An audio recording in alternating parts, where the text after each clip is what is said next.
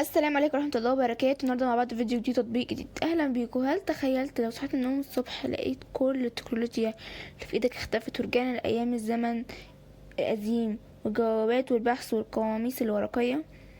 يا ترى عقلك هيقدر تستوعب ببطء الحياة دي لو هتحس انك بتغرق؟ خلونا نبدأ ونحلل الواقع اللي احنا فيه دلوقتي. النهارده التطبيقات ما بقتش مجرد رفاهية، دي بقت أطراف الصناعة عقلنا. وبما اننا بنتكلم عن التطور الذاتي لازم نقف عند التطبيق ده. باي سبيكر لتعليم الانجليزي. التطبيق ده بيعتمد على التنقية عشان يخليك تتكلم مش بتسمع بس.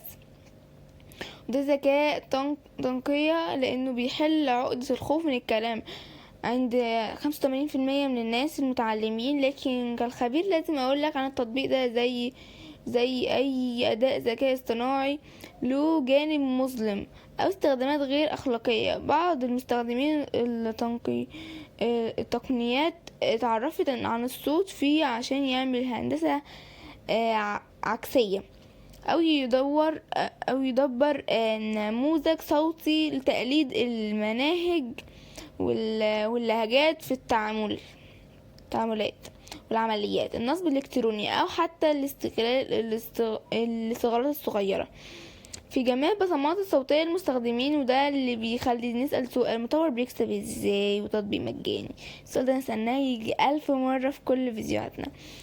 الحقيقة ان المكسب الخفي بيجي من حاجتين: الأولى تدريب الخوارزميات الصوت ببياناتك انت، يعني صوتك هو السلعة اللي بتطور بها المحرك.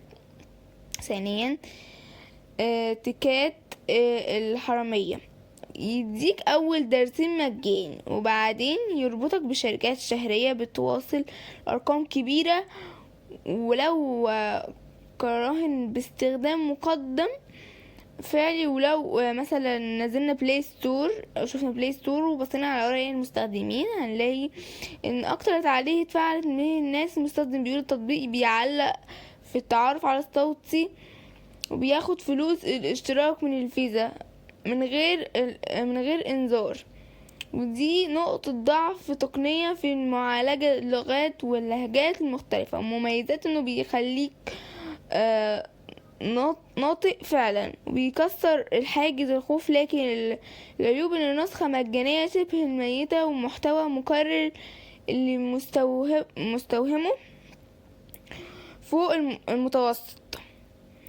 وعشان اكون مهني معاك، لو انت التطبيق ما عجبكش في بدايل تانية زي تطبيق السبيسك، وده وحش في تصحيح النطق بالتاني.